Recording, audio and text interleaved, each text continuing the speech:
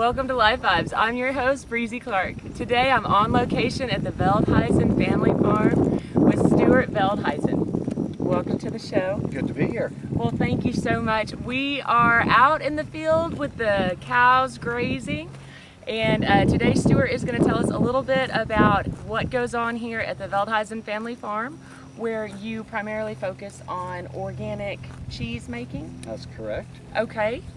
So we make raw milk cheeses, and we were one of the earlier ones in Texas to focus on raw milk cheese.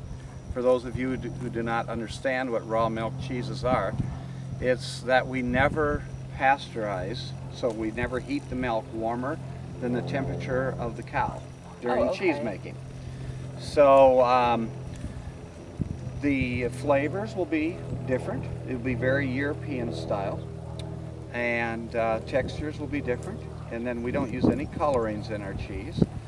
So we really like to keep green grass.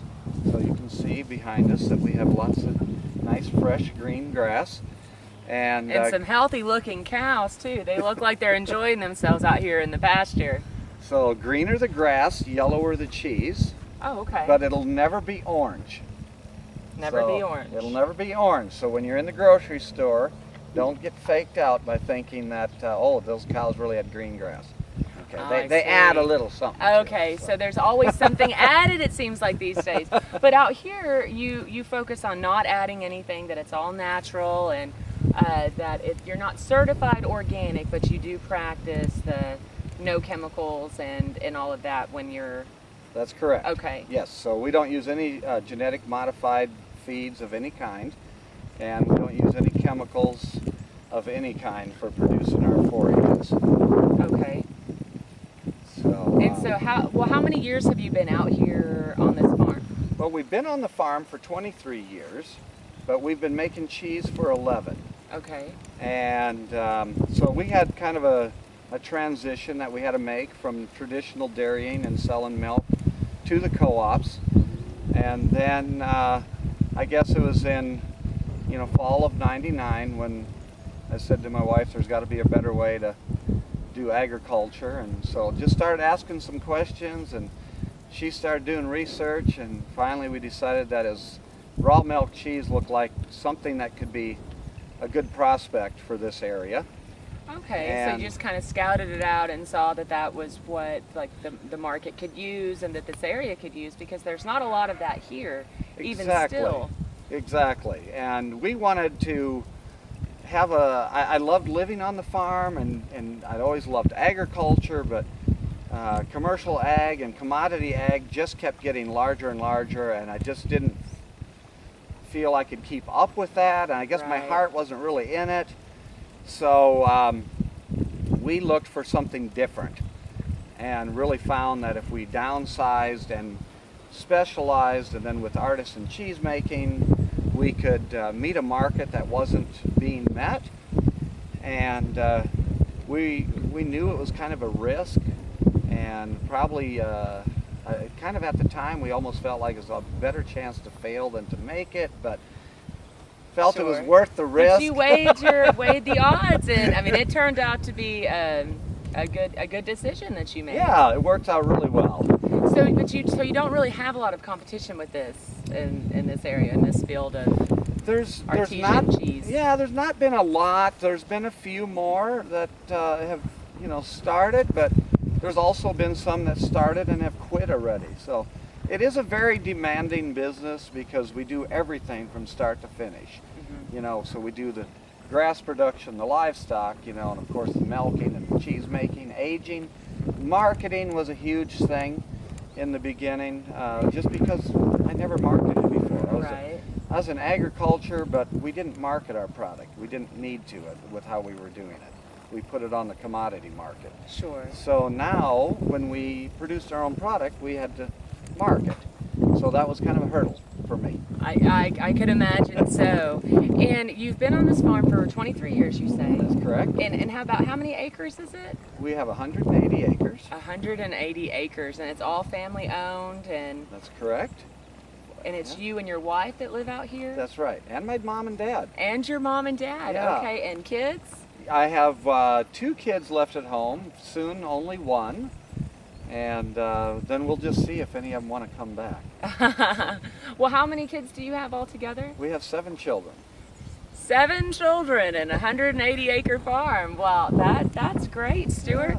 And so you've been out here with your family, you've been making cheese, and you're in the Stephenville area, located between Stephenville and Dublin. Right. Now, as far as the cheese making process and the selling process, do people come out here? It's quite a drive to come out to the farm, but definitely worth it. It's very beautiful out here, and it's a peaceful location. But Yes. Is it just sold here on the farm, or is it in stores? Well, we do sell a nice amount of cheese at our retail store, and so then you can schedule tours, or on Saturdays we do have a scheduled tour also, so you can see the facilities.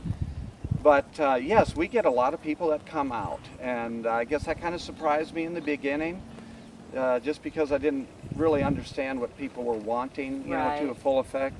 But now it's become a destination. We'll get a lot of people from the metro area that, you know, what'd you come out for, you know, and as far as for their day trip, you know, and they're just like, oh, we just come out to buy cheese, and they drive from Dallas to come out here. to come out here. Wow, well that speaks volumes, I'd say. Yeah. Like the quality and just the authenticity of it all, I imagine. And the experience, just to come out. Just to come out and to see what it's all about. Right. People really want to see how food is produced. There's really been kind of a disconnect in America on where our food comes from and how it's produced and who produces it. So I think people really enjoy just seeing that face-to-face interaction. And to see from start to finish that this is where it all happens. Absolutely. And everything is made here on the farm. And I do think that in this this age that we're in our country, that non-GMO and food production, it is very important to people, and people are wanting that. And so that you made the right choice in 1999 to take that risk, and it's evolving even more so today, because people are learning more about how the food is made. People are really self-educating themselves, probably more than they have ever. Of course, we have amazing means to do so, to self-educate with the internet. And so yeah, I think it's for us, it's really nice to see people self-educating on their health and food and what's good and what's not.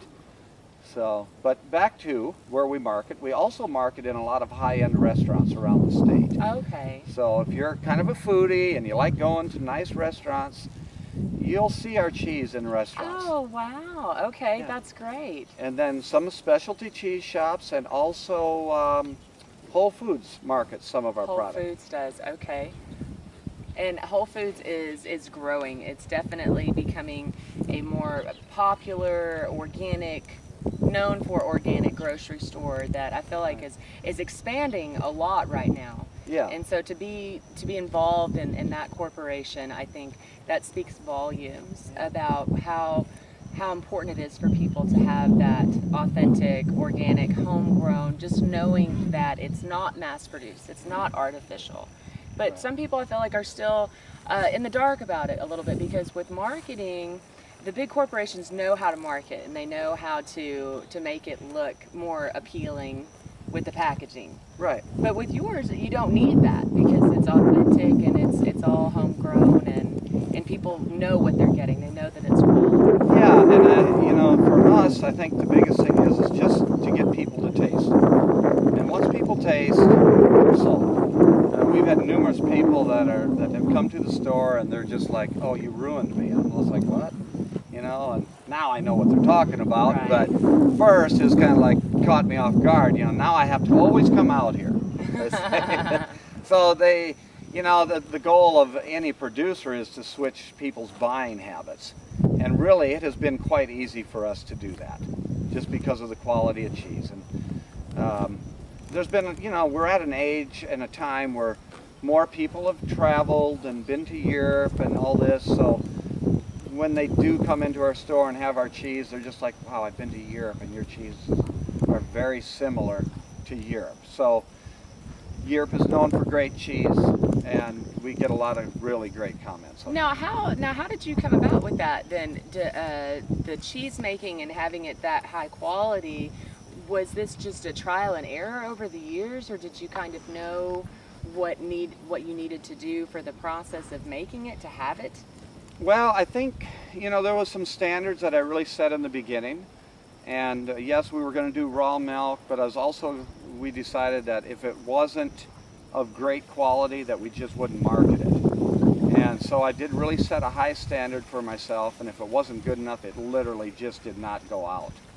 And yeah, I threw some cheese away in the beginning because it is a huge learning curve, but I really feel it's well worth that to, you know, maybe cut out some batches that I wasn't happy with to raise my standard. And so that was just one of them goals in the beginning. If it isn't good enough, it just doesn't go out, and we keep that.